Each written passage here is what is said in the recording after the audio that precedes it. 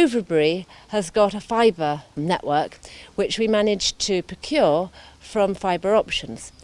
Mark Triarchek and his team carefully designed a system with Calix equipment and enabled our little point of presence in a very simple way. So having been lucky enough to be a rural community very early on the ADSL, we now are streets ahead because we are a rural community now on fibre to the home. I think we have really left a legacy for future generations, because I hope that fibre will last quite a long time, and I hope that being connected early will give real true benefits to the community. We were appointed by Overbury to design and build a fibre to the home network for them to meet the needs of this rural community. We selected a point-to-point active Ethernet network as the most future-proof solution to their requirements, and in turn we then selected the Calix E7 II as the ideal hardware to service that network. The E7 II offers a number of distinct advantages over the competitors. Firstly, it's very, very easy to deploy. It also is extremely easy to manage on an ongoing basis, and also it gives us the ability to build distributed networks across the rural community as we build out from Overbury and Condorton into other surrounding communities.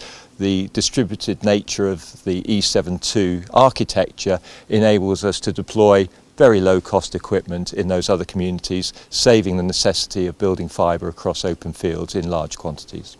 My background is in North America, Canada and the US in commercial advertising. My wife is a painter. We produce images for leasing, licensing. The biggest thing in recent times is this fibre optics, because it's like somebody reinvented the wheel, and it's magic. In the early days, I would send an image to a magazine for reproduction, and it would take an hour to upload, and then it would quit. I'd start again, and it would quit, and finally you'd send a CD hoping you're going to be in time for the deadline, because we're always late. But now with fibre optics, it's heaven. We moved across to the new system in May this year, and the instant difference was staggering, to be honest with you. You don't really realise when you're using the internet how long it takes to get onto a page to access the data, but as soon as we put a search into Google, it was straight up on the screen. We went straight into the page we were looking for, and particularly when we're putting together itineraries, say for an Australian school travelling over here, we need to go onto Google Maps to judge distances, locations, then we hop straight into a couple of hotels that we might consider for their accommodation. From there we're accessing something like a video gallery, looking around rooms, uploading photos, all that. It was instant with the new system. Then we look at their sightseeing, their fixtures, their potential opponents, and put together a tour that way. So instantly the internet was so much faster, and we could open several pages at once and get this information out.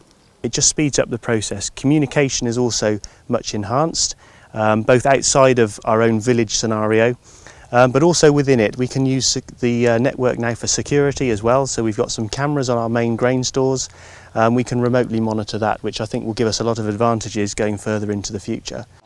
The response to the network has been positive across the estate. Business tenancies have taken it on much more quickly than our residential properties have, but as their neighbours have got it, as we talked about it from the office, it's just grown and grown, and they're really, really excited now about what it can do here. This network is more than just about broadband. It's about enabling connectivity throughout the village, throughout the community. There are plans for a Wi-Fi network across the entire village so that people can remain connected wherever they are. On a gorgeous day like this, they can go out into the fields, they get their gardens, and they can be online. But also it's about monitoring activity around the estate and around the village. It's about monitoring the electrical generation from solar panels. It's about monitoring security with CCTV cameras. It's enabling remote access control so that people don't have to travel a couple of miles just to go and open a door or a gate. So it's offering a lot more than simply broadband and telephony.